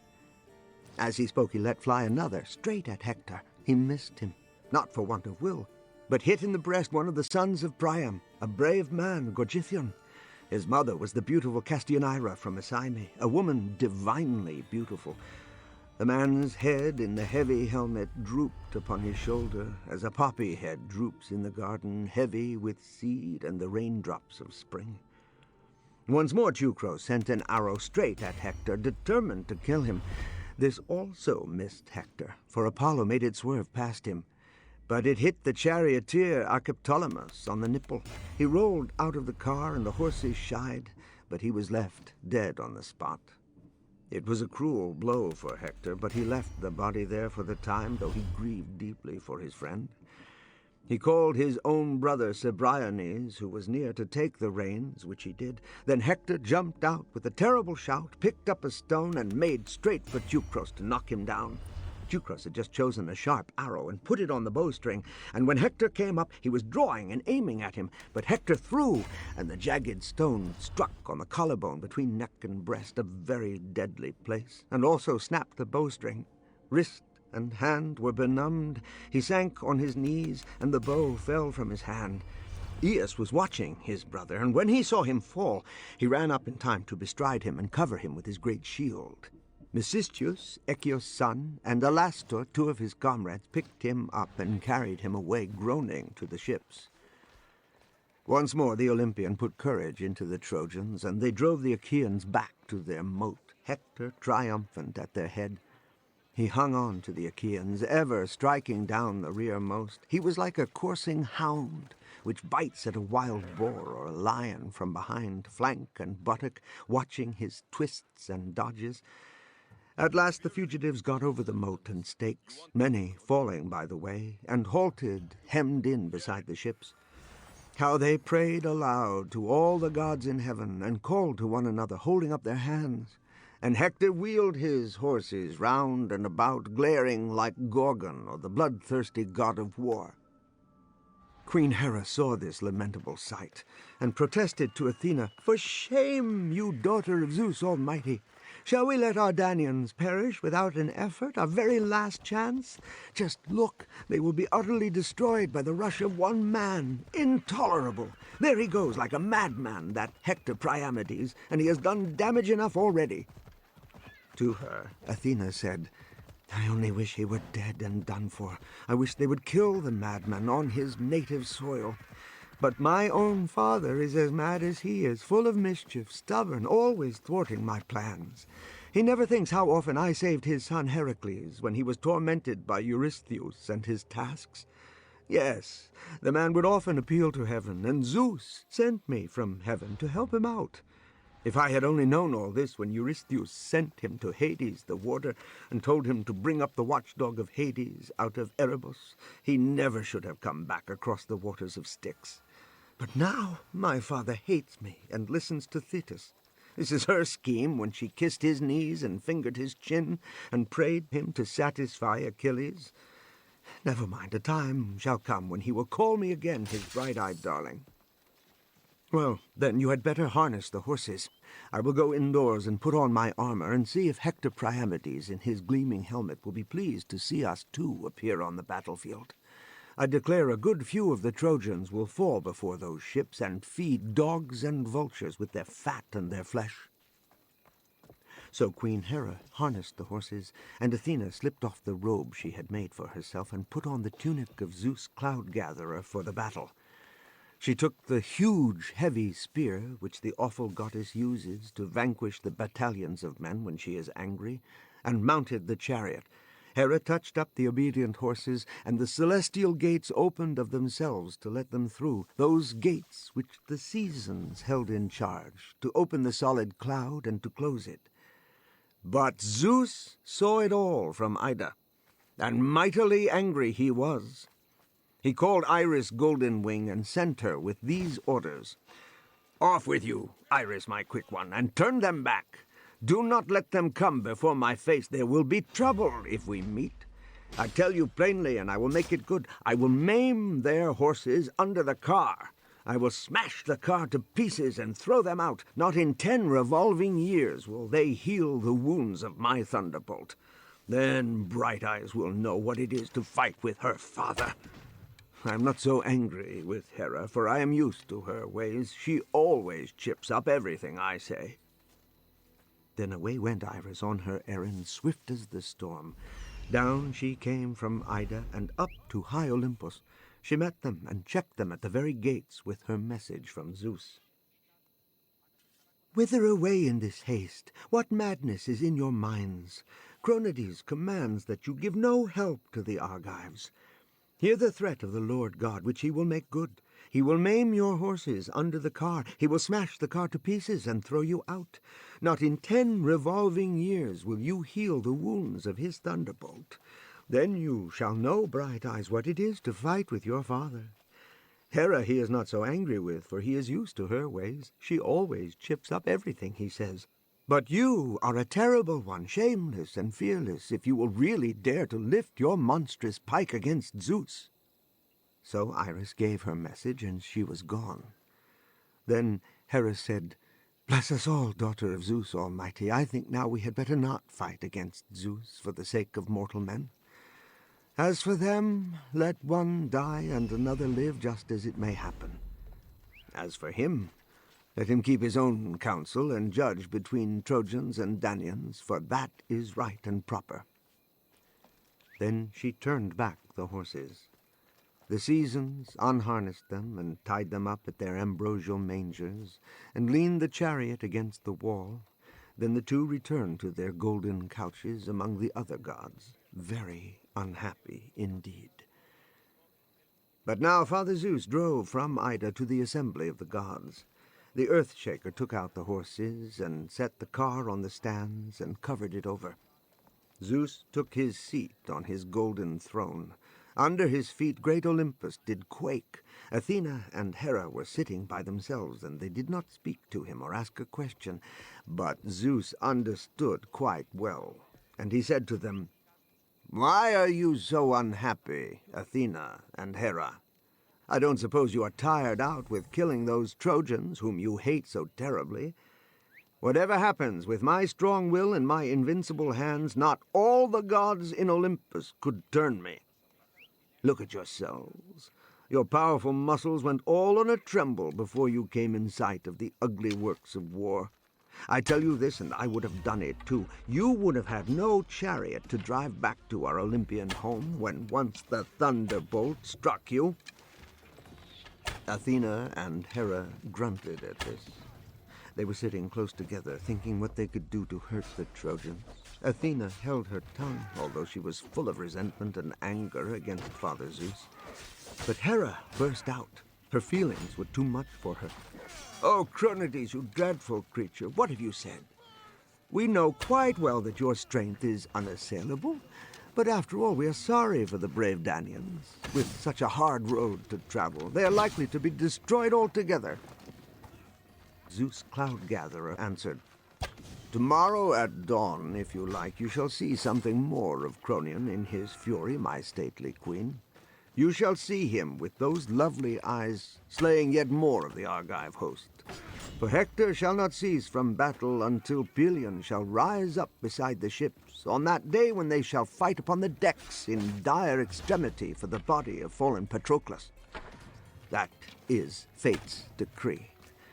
And for your anger, I care nothing. Not if you travel to the farthest ends of earth and sea, where Iapetus and Kronos abide forever, deep in the pit of Tartarus, without the rays of Helios Hyperion, or the breezes of the air to give them comfort. Even if you travel as far as that, I care nothing for your resentment, for you are the most shameless of all creatures." Queen Hera made no answer to her lord.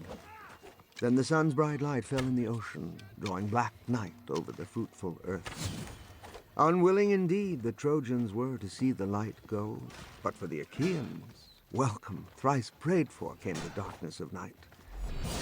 Now Hector withdrew his men to an open space near the river where the ground was clear of the dead, and there he called an assembly. All dismounted from their chariots and came to hear his speech. Hector held the pole of his spear 18 feet in length, with its gleaming blade of bronze held by a golden ring, and leaning upon this he spoke. "Trojans, Dardanians, allies! I thought but now to destroy those ships and all the Achaeans with them before we returned to Ilios. But darkness came on first, and this chiefly has saved them and their ships upon the seashore. So then we must yield now to the night. We will take some food and unloose the horses and give them a feed.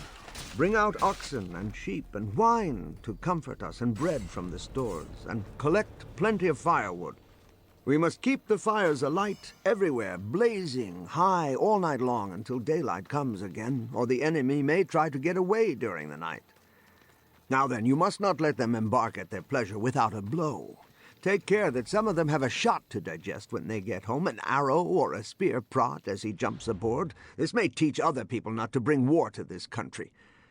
Send criers through the city to cry, 'All young lads and grey heads, man the walls.' Every woman is to keep a big fire alight in the house. Keep strict watch that no enemy troop shall get in while the men are away. Those are my orders for the night, my brave boys, and see they are carried out. Tomorrow I shall have wholesome orders for the day.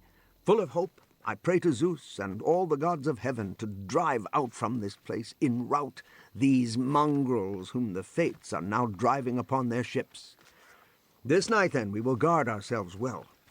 Tomorrow, at dawn, we will arm and assault the enemy's ships. I will see whether Diomedes Tydides will be strong enough to throw me back upon our walls, or if I shall strike him down and carry off his blood-stained spoils. Tomorrow he shall find out what he is worth if he stands to face my spear. But I think he will fall among the first before me, and many of his companions around him, as the sun rises upon the morrow. I wish I were as surely an immortal god, and worshipped like Athenia and Apollo, as the coming day will surely bring ruin for the Argives." Hector's speech was loudly applauded. Then they loosed the sweating horses from the yoke and tethered each by its car. They brought out from the city cattle and sheep in haste, and wine to comfort their hearts, and bread from the stores, and gathered plenty of firewood. The wind carried the savor of meat up to heaven. Proud and hearty, they spent that night on the battlefield, with watchfires burning all round, fires as many between the ships and the river Scamandros as the stars in heaven that shine conspicuous round the shining moon, when no wind blows, and all the peaks and headlands and mountain glades are clear to view. A strip is peeled away down through the mists of the infinite heaven, and all stars are seen, so that the shepherd is glad at heart. So 10,000 fires burnt upon the plain, and beside each sat 50 men in the light of the blazing fire.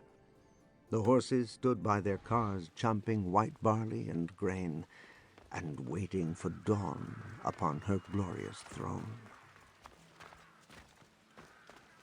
Book 9. How Agamemnon repented of his violence and sent envoys to Achilles. So the Trojans kept their watch, but the Achaeans were possessed by panic, the freezing handmaid of rout, and their strongest were pierced with grief intolerable. Their spirit was torn in pieces, like the sea lashed by those two fierce winds from Thrace, Boreas from the north parts and Zephyros from the west, when they come in a sudden gale and roll up the dark water into crests and sweep the seaweed in heaps along the shore. Atrides went about crushed with this heavy pain at heart, bidding his heralds summon all to assembly one by one, but not to cry aloud, and he himself did his share with the foremost. They took their seats despondent. Then Agamemnon rose with tears running down his cheeks as a clear spring trickles over a rock, and groaning deep he addressed the assembly. "My friends, my lords and princes, Zeus Cronades has shackled me in the chains of blind madness. Hard God. Once he promised me that I should sack the fenced city of Ilios before I should return. But now he has contrived a cruel deceit, and he bids me go back to Argos dishonored after losing so many lives. Such must be the pleasure of Almighty God, who has brought low the heads of many cities, and will yet bring many low, for his power is greatest of all. Ah, well, let us make up our minds to it, and escape with our ships to our native land, for now we shall never take the city of Troy." They heard him in dead silence. Long they sat silent in their sorrow, until at last Diomedes broke the silence and said, "My lord king, I must answer you to begin with, where such a thing is lawful, sir, in public assembly. And I say your advice is foolish. Pray, do not be angry with me. You attacked me first before the whole nation, and blamed my courage, and said I was unwarlike, a weakling. How that may be, everyone knows, both young and old. But you, sir, Cronidus has enriched you by halves. He has given you the scepter with honor above all others. But courage he has not given you, and that is the true supreme power. Good heavens, do you really think our people are such unwarlike weaklings as you say? If your own mind is set on retreat, go. There is the road. There are the ships beside the sea, all the great fleet which came with you from Mycenae. But others will yet remain until we utterly destroy that city. Indeed, let them go, too, and sail away for happy home. 2 of us will go on fighting, Sthenelus and I, until we make our goal, for God has sent us here. All cheered bold Diomedes in admiration, and Nestor rose to speak. Tydides, you are first in the hard-fought field, and in council you are best of all men of your years. Not one true man of all our nation will find fault with what you say or gainsay it. But there is something to seek in your words. The truth is, you are young. You might be my own son, my youngest. Yet what you say is right and proper, good advice for our princes. Well, let me speak, and I will put all in proper order, for I am older than you are. No one will disregard what I say, not even my lord King Agamemnon. Clanless, lawless, homeless is he who is in love with civil war, that brutal, ferocious thing. But we must think of the present. We must give way to the night. Let us have a good meal, then let bodies of guards be posted outside between wall and moat. This is for the young men. After that, you take command, Atrides, for you are the paramount king. Call the elder men to dine. That is right and proper for you. There is plenty of wine in your stores, which comes every day in our ships over the sea from Thrace. All entertainment is yours, and your subjects are many. There will be many to help with advice, and you will accept the best advice that is offered. That is the great need for all our nation, good, sound advice. For the enemy are near our ships. Look at their countless watchfires. Who could be pleased at that? This night will either break our army to pieces or save us alive. All listened attentively to this, and they wasted no time. Guards were sent out fully armed. One picket was under the command of Thrasymedes, Nestor's son. One under Ascaphalus and Diomenes, both tried warriors. Others under Meriones and Apharius and Deiperus, and under Creon's son, Lycomedes. Thus there were 7 pickets with 100 lads under each commander, all armed with long spears. They took post between moat and wall. Each picket kindled a fire and made their meal. But Atrides led all the elder men to his quarters and gave them a good repast. When they had finished, Nestor was the first to speak, that grand old man whose counsel was always thought the best. He spoke with honesty and good courage, setting out his thoughts neat and clear, like a weaver weaving a pattern upon his loom. This is what he said.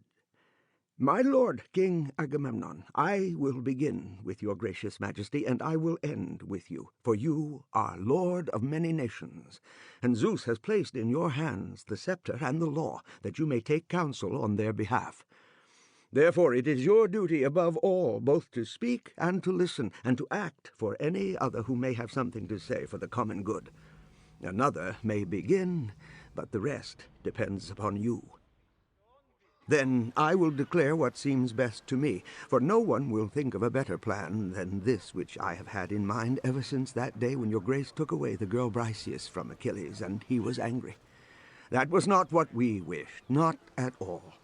You know, I spoke strongly to dissuade you, but you gave way to your proud temper and insulted a great man whom the gods delighted to honor, for you took, and you still keep, his prize. But even at this late hour, let us consider how we can appease him and win him with gentle words and kindly gifts. The king answered, Sir, you speak only the truth about my blind madness. I was blind, I do not deny it. Worth more than many thousands is the man whom Zeus loves and honors, as he now has honored this man and humiliated the Achaean nation.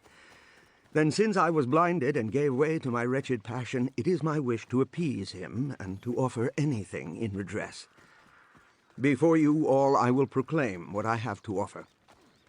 7 tripods, untouched by the fire, 10 ingots of gold, 20 bright cauldrons, 12 horses, grand creatures which have won prizes in the race. No man who owned all that my racers have won could ever be called penniless or pinched for a bit of gold.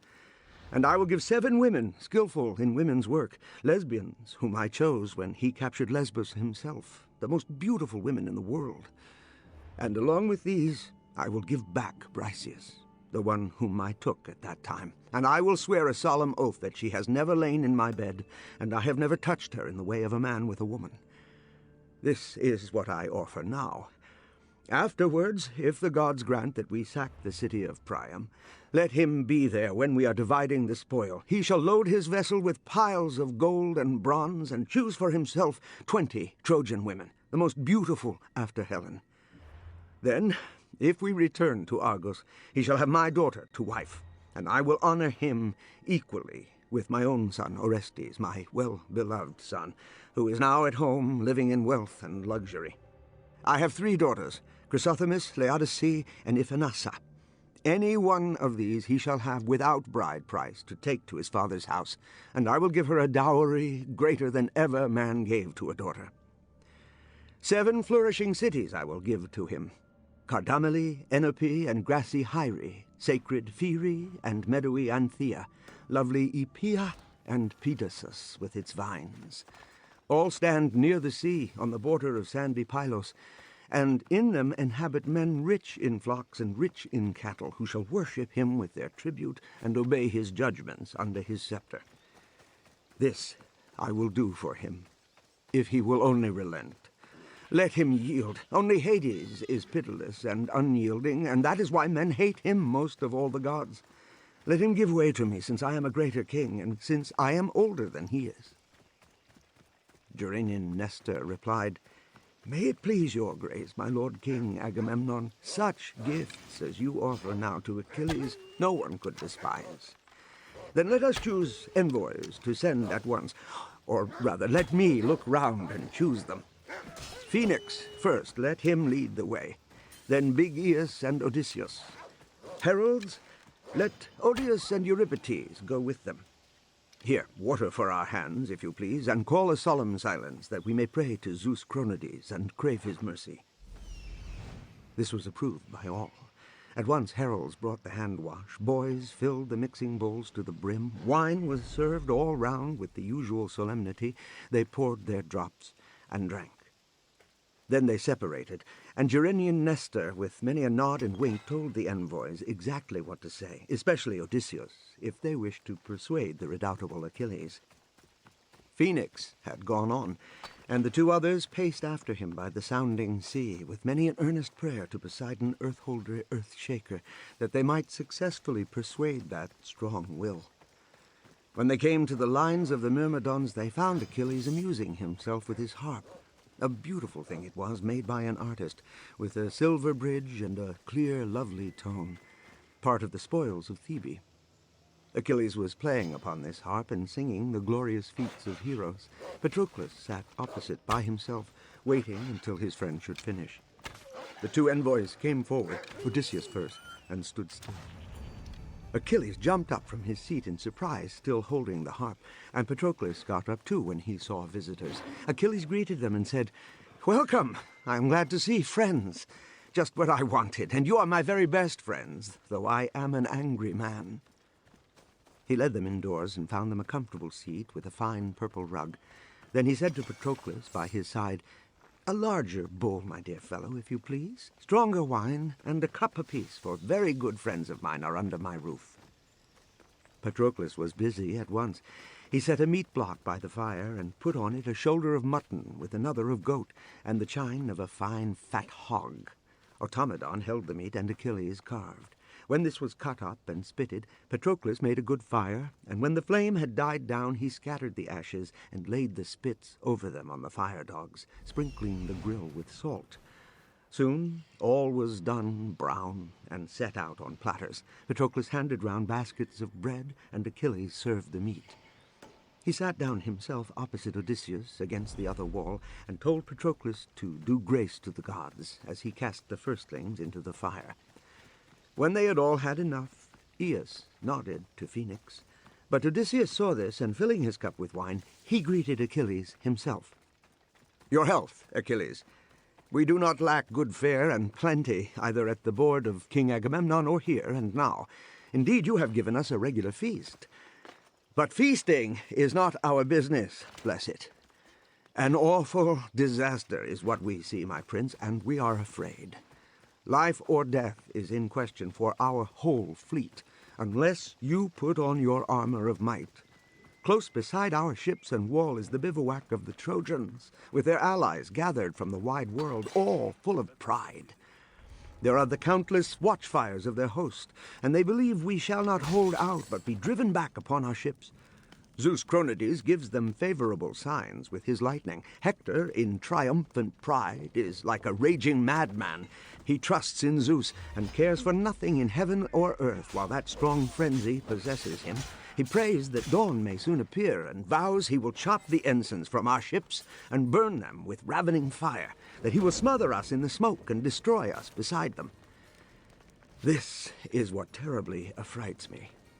I fear the gods may fulfill his threats, and it may be our fate to perish in the land of Troy, far from home and Argos.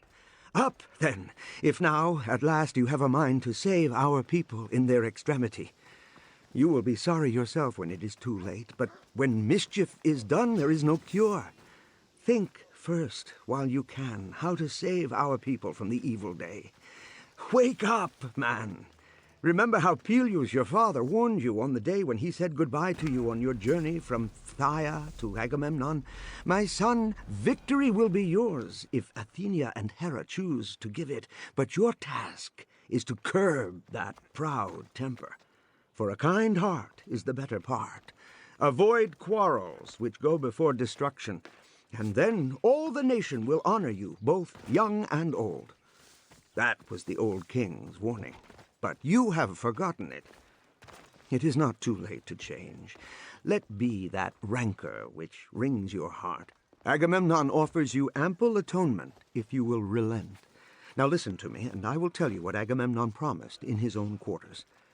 7 tripods untouched by the fire, 10 ingots of gold, 20 bright cauldrons, 12 horses, grand creatures which have won prizes in the race. No one who owned all that those horses have won could ever be called penniless or pinched for a bit of gold.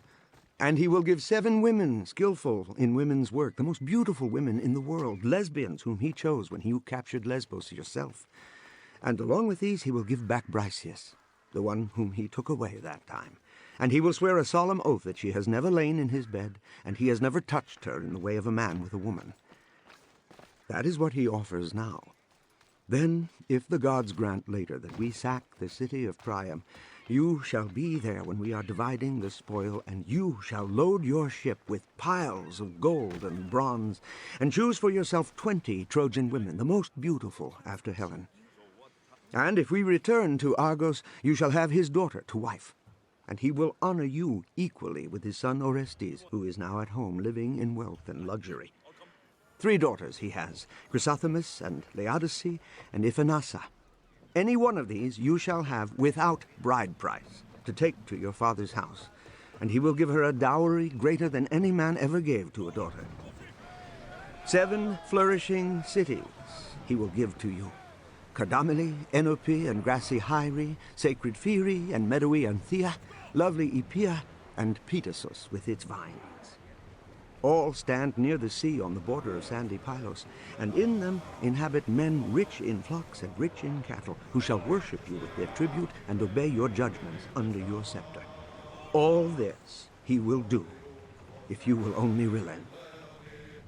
But if you hate and loathe Atrides too much, him and his gifts, at least pity all the nations of Achaia in their extremity. They will honor you as if you were a god, and a great name you will get among them. For now you may kill Hector. He will come close enough in that furious madness, for now he says there's not a match for himself among all the Danaans who came to Troy. Achilles answered, Prince Odysseus Laertiades, I must speak out without undue respect to you. I must tell you how I feel and how I am resolved, that you two may not sit cooing at me on both sides. I hate that man like the gates of hell who says one thing and hides another thing in his heart. But I will tell you exactly what I have decided. I am not going to be persuaded by my lord King Agamemnon or by anyone else, because it seems one gets no thanks by fighting in battle forever and for aye. Stay at home or fight all day, you get only equal pay. Be a coward or be brave, equal honor you will have. Death is coming if you shirk, death is coming if you work. I get no profit from suffering pain and risking my life forever in battle. I am like a bird that gives the callow chicks every morsel she can get, and comes off badly herself. Just so I have spent many sleepless nights. I have fought through many long bloody days, all for a man to win back his dainty deer. 12 cities I have destroyed with my ships, 11 fighting on land. Out of all these I have taken treasures, rich and rare, and always brought all to my lord King Agamemnon. This Lagamemnon lags behind and takes it, distributes a few trifles, and keeps the rest. Some things he gave as prizes to the princes and great men. The others keep theirs safe enough. I am the only one he has robbed. He has a wife of his own. Let him sleep by her side and enjoy her. Why must Achaeans make war on Trojans? Why did my lord king gather an army and bring it here? Was it not for lovely Helen? Are there only 2 men in the wide world who love their wives, my lord king and his royal brother? Why, every man who is honest and faithful loves his own, as I loved mine in my heart, although my spear had won her. But now he has taken my prize from my hands and deceived me. Let him not tempt me. I know him too well. He shall never move me. No, Odysseus, you and the other princes must help him to save the ships from the fire. Certainly he has done plenty of things already without me. Just now he built a wall and ran a deep moat round it and set stakes along the edge. Yet even so, he cannot hold off Hector. But when I was in the field, Hector would not dare to show fight away from his walls. He got no further than the Scaean gates and the oak tree. There he did once face me alone and hardly escaped my attack. But now, I don't want to fight with Hector anymore. So tomorrow I will do sacrifice to Zeus and all gods, and launch my ships and load them full, and early in the morning, if you like, you shall see them in full sail over the Hellespont, with my men on board quite willing to row. And if the earth shaker give us a good voyage, in 3 days I shall be in Tyre. I left great wealth behind when I came on this accursed voyage. There is more from these parts, gold and red copper, women and grey steel, which I shall take with me, my share by lot. But my prize, he who gave has taken away, his majesty, my lord King Agamemnon. Tell him all that I say, in public, that the whole world may be indignant if he hopes to deceive someone else. He is always clothed in shamelessness, but the dirty dog will not look me in the face. I will not help him with advice or with action, for he has wholly deceived and beguiled me. Never again shall he deceive me with his words. He has done it once too often. Leave him alone to go to the devil, for Zeus has taken away his sense. I loathe his gifts. I value them not one splinter. Not if he offered me 10 times as much, or 20 times, or any amount more. All that goes into Okomenos, all that goes into Egyptian Thebes, the world's greatest treasure house, Thebes with its 100 gates, where 200 men issue forth from each gate with horses and chariots. Not if he gave me as much as the sands on the seashore and the dust on the earth. Not even then would Agamemnon move me, until he shall pay in full for the insult which torments my heart. His daughter? I will not marry a daughter of my lord King Agamemnon, not if her beauty challenged golden Aphrodite, not if her skill were a match for Athena Bright Eyes. No, even so, I will not do it. Let him choose her another man, one of his own rank, who is a greater king than I. For if the gods let me live and return home, Peleus, no doubt, will find me a wife himself. There are women in plenty all over Hellas and Phthia, daughters of princes who have cities under their protection. I will take one of these to be my wife. When I was there, I often used to wish to marry a lawful wife, a mate well suited to me, and to enjoy the possessions which Peleus had gotten. For to me, Life is worth more than all the wealth of that noble city Ilios in peacetime before our armies came, more than the treasures in rocky Pytho within the doorstone of Phoebus Apollo the archer. You may seize cattle and sheep, you may get tripods and horses, but for a man's life to come again, neither seizing nor catching will help, when once it has passed beyond the fence of the teeth. My mother Thetis Silverfoot says that 2 different fates are carrying me on the road to death. If I stay here and fight before the city of Troy, there will be no homecoming for me, but my fame shall never die. If I go home to my native land, there will be no great fame for me, but I shall live long and not die an early death. Indeed, I would advise the others to sail away for home, since you will never make an end of Ilios. Clearly, Zeus, all-seeing, has lifted a protecting hand over her, and the people have grown bold. But you return now, and give your message to the princes openly, your privilege as counselors.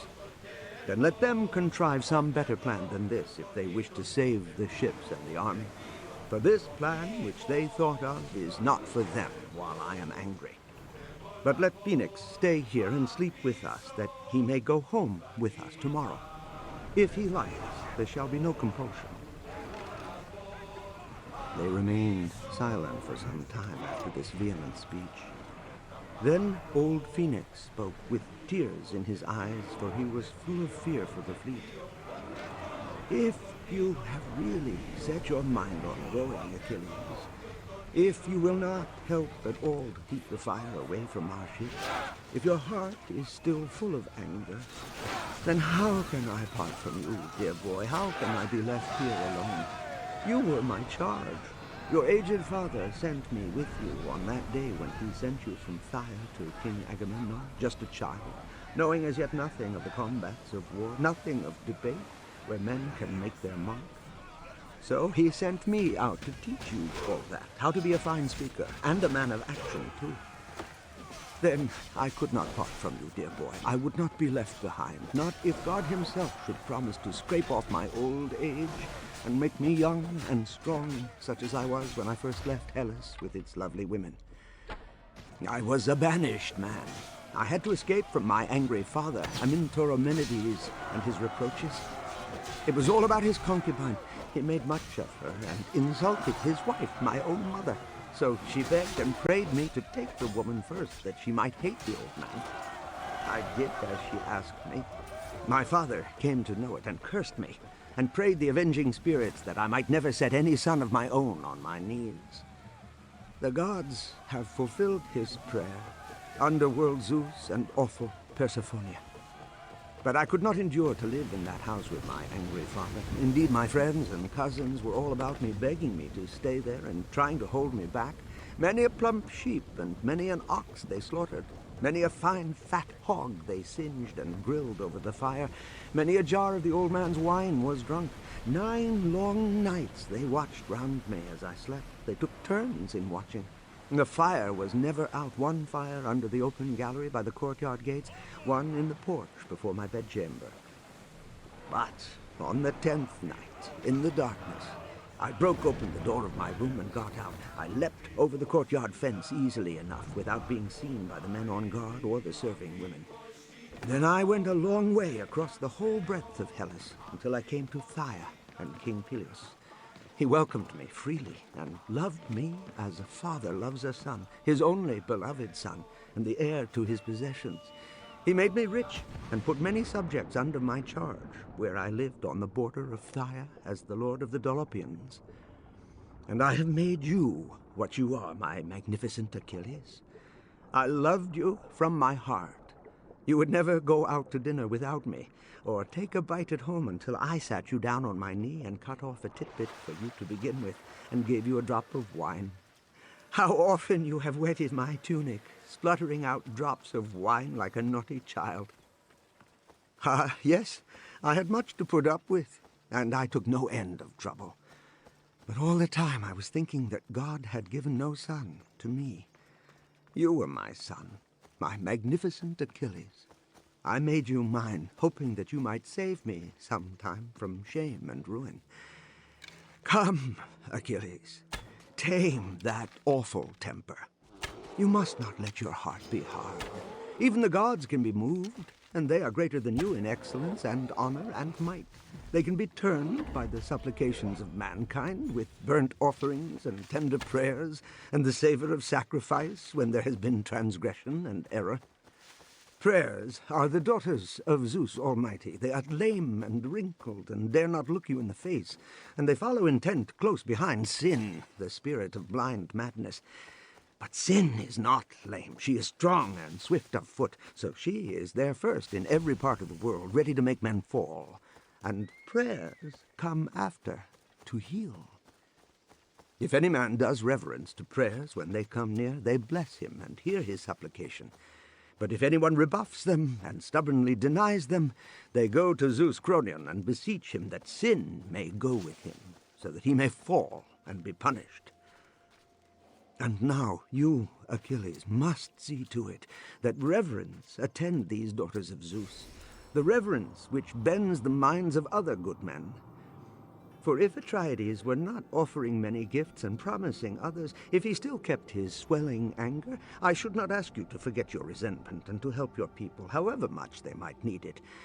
But now he offers much at once and promises more to follow. He has sent envoys, the noblest he could choose out of all the nation, and your own dearest friends. Do not despise the feet of those who bring good tidings. But you had reason to be angry before. Have we not heard the stories of heroes in times past, when one was possessed of swelling anger? They were moved with gifts. They were reconciled with good words. I remember one thing that happened long ago. No new thing, indeed, but I know just how it was. You are all my friends, and I will tell you. Coretians and Aetolians were fighting before the city of Calydon, and killing one another. The Aetolians defending their city, the others trying to destroy it. This trouble Artemis Golden-Throne had sent upon them. She was offended because Oeneus had not offered her the first fruits in his orchards. When the other gods enjoyed their sacrifices, for her alone there was none. He forgot, or he did not notice. Some blind madness possessed him. So the offended archeress sent a ravening wild tusker boar, which did great damage among the orchards, tore up tall trees from the roots, and threw them about in heaps with their roots and their blooming fruits. Oeneus' son Meleagros collected huntsmen and hounds from many cities and killed the boar. A few men could never have mastered him, so huge he was, and many a man he did bring to his funeral. But the goddess raised a great turmoil and dispute between Coretians and Aetolians about the boar's head and shaggy hide.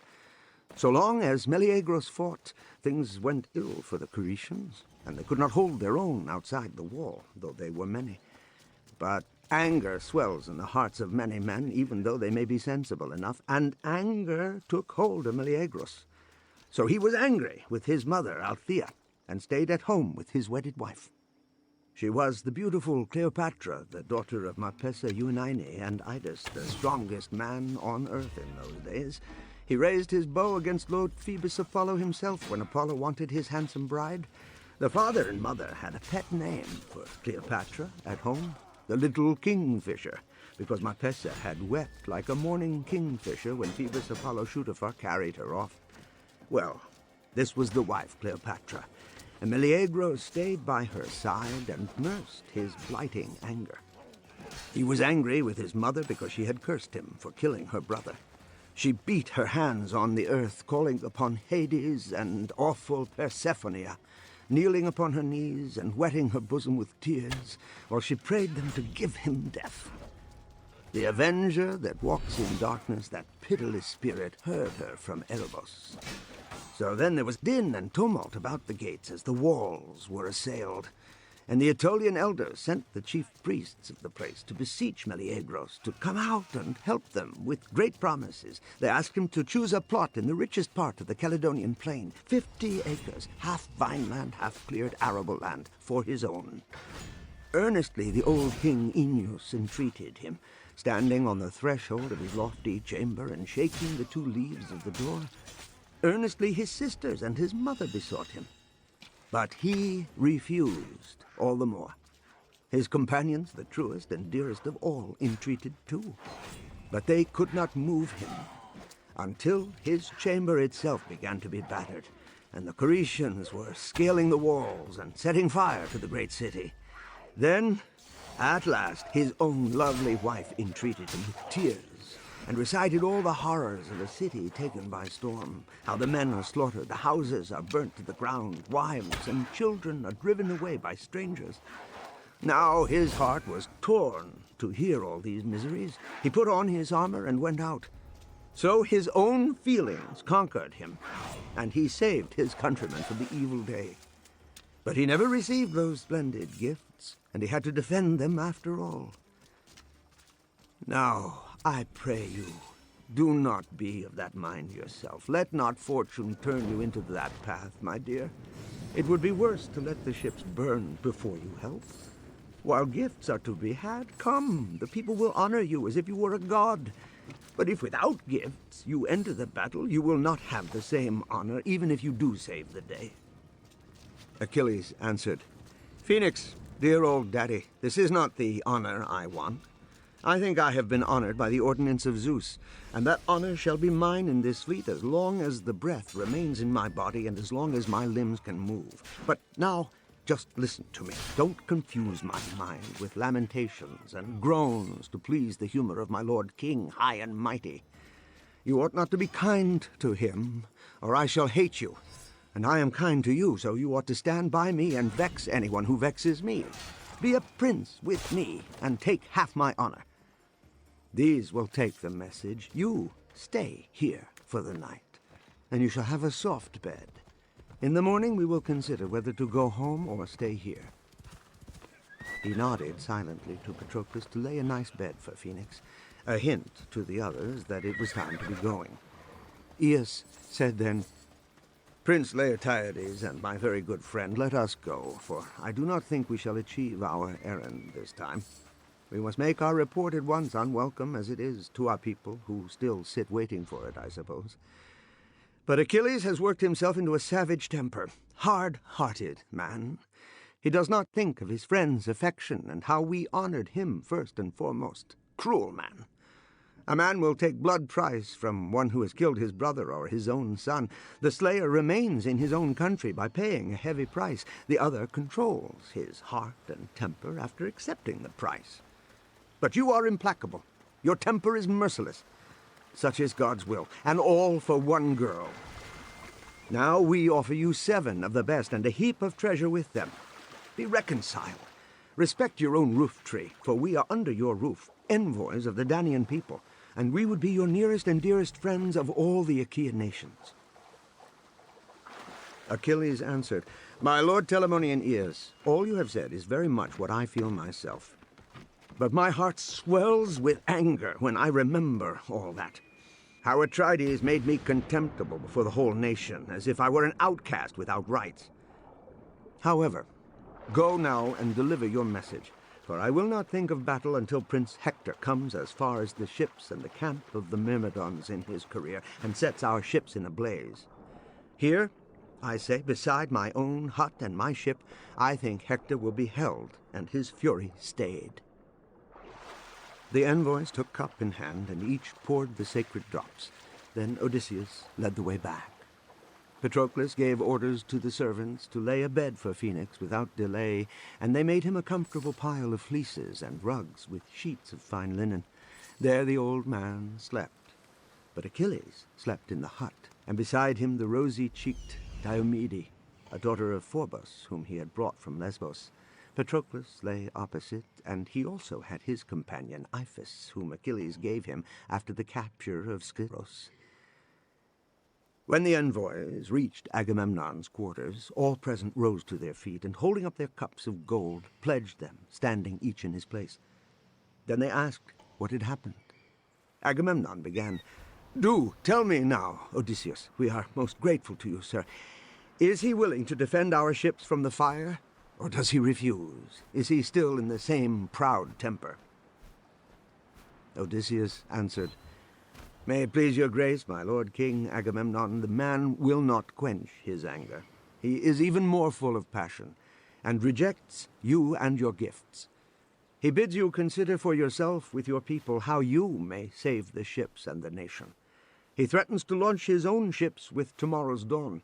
He advises us all to sail home, since you will never see the end of Troy city, for Zeus has lifted a protecting hand over it and given courage to the people. That is his message. And here are those to tell you the same who were with me there, Aeus and the 2 excellent heralds. But old Phoenix has stayed behind for the night. Achilles told him to stay, that he might go away with him tomorrow if he likes, but there shall be no compulsion. All heard this, aghast, in dead silence. It was a heavy blow. They were long silent, but at last Diomedes broke the silence, as usual. "May it please your grace, my lord King Agamemnon, it was a great pity to ask Pelion at all, or to offer you heaps of treasure. He is always a proud man, and now you have made him prouder than ever. Very well. Let us leave him to stay or go as he likes. He shall appear in battle once more whenever he feels inclined, or when God makes him go. Now then, this is my advice. Let us all have a good meal and a good sleep. Sound sleep, and wine and food make the heart and muscles good, you know. And when the dark no longer lingers, but dawn puts out her rosy fingers, marshal your men and horses betimes, and lead them yourself in the van." This pleased them, and all applauded heartily. So they dispersed to their quarters and enjoyed the boon of sleep.